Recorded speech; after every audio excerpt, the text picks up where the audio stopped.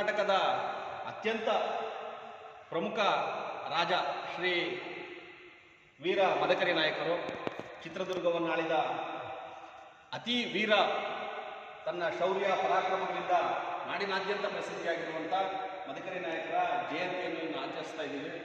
1742ರಲ್ಲಿ ಹುಟ್ಟಿದ್ದು, ಕೇವಲ 12ನೇ ವಯಸ್ಸಿನಲ್ಲೇ ಆ ಅರಸರಾಗಿ ಚಿತ್ರದುರ್ಗದ ಆಡಳಿತವನ್ನು ತನ್ನ ತೆಕ್ಕೆಗೆ ತೆಗೆದುಕೊಂಡು ಜೀವನ ಪೂರ್ತಿ ಬರೀ ಯುದ್ಧ, ಹೋರಾಟ, ಧರ್ಮರಕ್ಷಣೆ ಇಂಥ ಕಾರ್ಯಗಳಲ್ಲೇ ತೊಡಗಿಸಿಕೊಂಡಂಥ ವೀರ ಮದಕರಿ ನಾಯಕರು ಬರೀ 37 ವರ್ಷಗಳ ವಯಸ್ಸಿನಲ್ಲಿಯೇ ತಮ್ಮ ಜೀವನವನ್ನು ಕೊನೆಗೊಳಿಸ್ತಾರೆ.